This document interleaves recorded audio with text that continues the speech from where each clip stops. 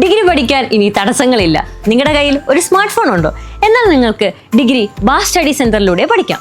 Indira Gandhi national open university ആയതുകൊണ്ട് നിങ്ങൾക്ക് PSC, UPSC പോലുള്ള എക്സാമുകൾക്കും അപ്ലൈ ചെയ്യാം. ഇനി വാല്യൂന്റെ കാര്യത്തിൽ നോ ടെൻഷൻ. ഇനി നിങ്ങൾ ആരും ഡിഗ്രി ഇല്ലാത്തതിന്റെ പേരിൽ റിജക്ട് ചെയ്യില്ല. സോ കൂടുതൽ വിവരങ്ങൾക്ക് കോൺടാക്ട് ചെയ്യൂ. Baas study centre, corporate office, G3104, JNIS, Kaloor, Kochi 682017. Hello everyone, Baas online degree ചാനലിന്റെ മറ്റൊരു വീഡിയോയിലേക്ക് എല്ലാവർക്കും സ്വാഗതം.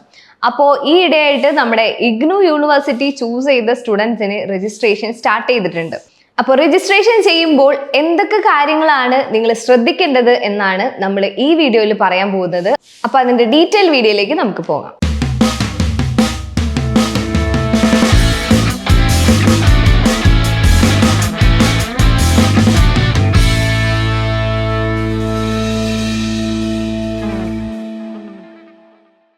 ഇഗ്നു യൂണിവേഴ്സിറ്റി ചൂസ് ചെയ്യണമെന്ന് ആഗ്രഹിക്കുന്ന students BA, BCom, BBA, BSW മുതലായ കോഴ്സുകൾക്ക് താഴെ കാണുന്ന നമ്പറിൽ എത്രയും വേഗം കോൺടാക്ട് ചെയ്യുക.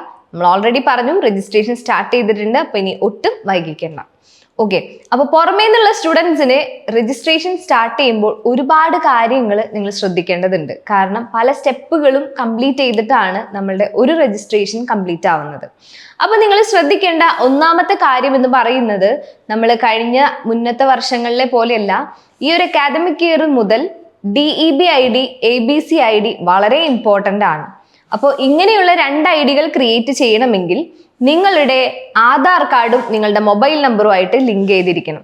അപ്പോൾ ഈ ഐഡികൾ ഉണ്ടെങ്കിൽ മാത്രമാണ് നമുക്ക് രജിസ്ട്രേഷൻ കംപ്ലീറ്റ് ആവുള്ളൂ.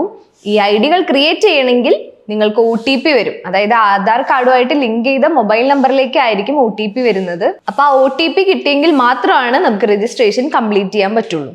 അപ്പോൾ ഈ കാര്യങ്ങൾ ആരെങ്കിലും ചെയ്തിട്ടില്ല, ആധാർ കാർഡ് മൊബൈൽ നമ്പറായിട്ട് ലിങ്ക് ചെയ്തിട്ടില്ല എങ്കിൽ മസ്റ്റായിട്ടും എത്രയും വേഗം നിങ്ങൾ ലിങ്ക് ചെയ്യണം.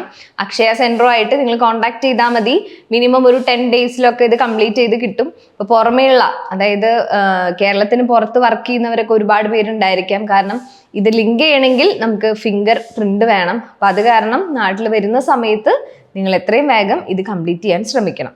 ഓക്കെ, അടുത്തതായിട്ട് നിങ്ങൾ ശ്രദ്ധിക്കേണ്ടത്, നിങ്ങളുടെ ബേസിക് ഡീറ്റെയിൽസ് രജിസ്റ്റർ ചെയ്യുമ്പോൾ കൊടുക്കുമ്പോൾ അത് കറക്റ്റ് അല്ലേ എന്ന് നിങ്ങൾ കൺഫേം ചെയ്യണം. കാരണം ബേസിക് ഡീറ്റെയിൽസ് സ്പെല്ലിംഗ് മിസ്റ്റേക്കോ അല്ലെങ്കിൽ എന്തെങ്കിലും വരികയാണെങ്കിൽ പിന്നീട് അത് റിജക്ഷന് കാരണമാവും. അപ്പം നമ്മളുടെ സ്റ്റുഡൻസ് യാതൊരു കാരണവശാലും പേടിക്കേണ്ട കാര്യമില്ല. നിങ്ങളുടെ കംപ്ലീറ്റ് സർവീസ് നമ്മൾ ചെയ്യുന്നുണ്ട്. നമ്മുടെ രജിസ്ട്രേഷൻ സെല്ലിൽ കംപ്ലീറ്റ് സർവീസ് ചെയ്യുന്നതിൻ്റെ ഒപ്പം സ്റ്റുഡൻസിൻ്റെ കൺഫർമേഷനും കൂടെ കിട്ടിയതിന് ശേഷം മാത്രമാണ് രജിസ്ട്രേഷൻ കംപ്ലീറ്റ് ചെയ്യുള്ളൂ. അപ്പോൾ 2-3 തവണത്തെ ക്രോസ് ചെക്കിന് ശേഷം രജിസ്റ്റർ ചെയ്യുന്നത് കൊണ്ട് കമ്പാരിറ്റീവ്ലി മിസ്റ്റേക്കുകൾ വരാറില്ല. അപ്പോൾ പുറമെയുള്ള സ്റ്റുഡൻസ് ശ്രദ്ധിക്കുക, നിങ്ങളുടെ ബേസിക് ഡീറ്റെയിൽസ് ഒക്കെ കൊടുക്കുമ്പോൾ ക്ലിയർ ആയിട്ട് വ്യക്തമായിട്ട് മിസ്റ്റേക്കുകൾ ഇല്ലാതെ തന്നെ കൊടുക്കാൻ ശ്രമിക്കുക. അതുപോലെ ഇമ്പോർട്ടൻ്റ് ആയിട്ടുള്ള ഒന്നാണ് ഇമെയിൽ ID എന്ന് പറയുന്നത്. ഇമെയിൽ ID ചോദിക്കുമ്പോൾ ആക്റ്റീവ് ആയിട്ടുള്ള ഇമെയിൽ ID തന്നെ കൊടുക്കുക.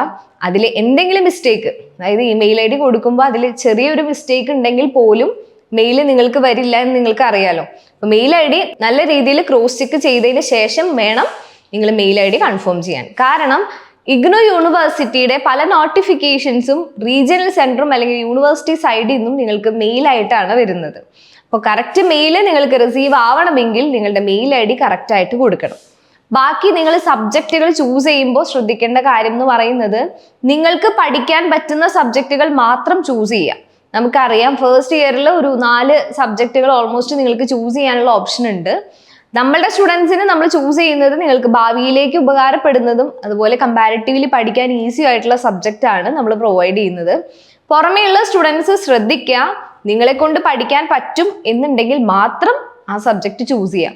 കാരണം രജിസ്ട്രേഷൻ കഴിഞ്ഞിട്ട് നമ്മൾ പല സ്റ്റുഡൻസും കോൺടാക്ട് ചെയ്യാറുണ്ട്, ഈ ഞങ്ങൾക്ക് ഒട്ടും പറ്റാത്ത സബ്ജക്റ്റ് ആണ് എടുത്തത്, ചേഞ്ച് ചെയ്യാൻ എന്തെങ്കിലും ഓപ്ഷൻ ഉണ്ടോ എന്നൊക്കെ ചോദിച്ചിട്ട്. ഇപ്പം ചേഞ്ചിങ് ഓപ്ഷൻ വളരെ ഇമ്പോസിബിൾ ആയിട്ടുള്ള ഒരു കാര്യമാണ്. അത് കാരണം രജിസ്റ്റർ ചെയ്യുമ്പോൾ തന്നെ നിങ്ങൾ നന്നായിട്ട് ആലോചിച്ച് ഏതൊക്കെ സബ്ജക്റ്റുകളാണ് കൊടുക്കേണ്ടതെന്ന് ആലോചിച്ചുകൊണ്ട് മാത്രം രജിസ്ട്രേഷൻ കംപ്ലീറ്റ് ചെയ്യാൻ ശ്രമിക്കുക. അതുപോലെ രജിസ്ട്രേഷന് പേയ്മെന്റ് ചെയ്യുമ്പോഴാണ് മറ്റൊരു കാര്യം നിങ്ങൾ ശ്രദ്ധിക്കേണ്ടത്. ലാസ്റ്റ് മൊമെന്റിലൊക്കെയാണ് നിങ്ങൾ രജിസ്റ്റർ ചെയ്യുന്നത് എങ്കിൽ, അല്ലെങ്കിൽ സൈറ്റ് ഇഷ്യൂ, പല ഇഷ്യൂസും നമുക്ക് വരാൻ സാധ്യതയുണ്ട്. അങ്ങനെയുള്ള ടൈമിൽ പേയ്മെന്റ് കൊടുക്കുമ്പോൾ പേയ്മെന്റ് ചിലപ്പോൾ പോയിട്ടുണ്ടാവും, പക്ഷെ രജിസ്ട്രേഷൻ കംപ്ലീറ്റ് ആവില്ല. അപ്പം ഇത്തരം കാര്യങ്ങൾ നിങ്ങൾ ശ്രദ്ധിക്കണം. പിന്നെ അത് യൂണിവേഴ്സിറ്റി രജിസ്ട്രേഷൻ കംപ്ലീറ്റ് ചെയ്തിട്ടൊക്കെയാണ് റീഫണ്ട് വരാനുള്ള ചാൻസ് ഉള്ളൂ. അപ്പോൾ രജിസ്ട്രേഷൻ ചെയ്യുമ്പോൾ പേയ്മെന്റ് പ്രൊസീജിയറും കുറച്ചും കൂടെ നിങ്ങൾ കോൺസെൻട്രേറ്റ് ചെയ്ത് കറക്റ്റ് ആയിട്ടുള്ള മെത്തേഡ് യൂസ് ചെയ്ത് ചെയ്യാൻ ശ്രമിക്കണം.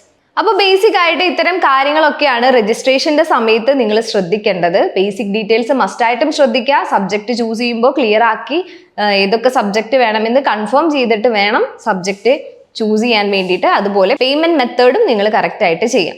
ഇത്തരം കാര്യങ്ങളൊക്കെ ശ്രദ്ധിച്ചു കഴിഞ്ഞാൽ വളരെ ഈസി ആയിട്ട് കംപ്ലീറ്റ് ചെയ്യാൻ പറ്റും. എന്നിരുന്നാലും എന്തെങ്കിലും മിസ്റ്റേക്ക് വന്നാൽ അത് ചേഞ്ച് ചെയ്യാൻ കുറച്ച് ബുദ്ധിമുട്ടാണ്. അപ്പൊ നിങ്ങൾ മനസ്സിലാക്കിക്കൊണ്ട് വേണം ചെയ്യാൻ വേണ്ടിയിട്ട്. അപ്പോൾ രജിസ്ട്രേഷനുമായി ബന്ധപ്പെട്ട് എന്തെങ്കിലും ഡൗട്ട് ഉണ്ടെങ്കിൽ താഴെ കമന്റ് ചെയ്യുക. മറ്റൊരു യൂസ്ഫുൾ വീഡിയോ ആയിട്ട് നമ്മൾ ഉടനെ വരുന്നതായിരിക്കും. Anyway, thank you.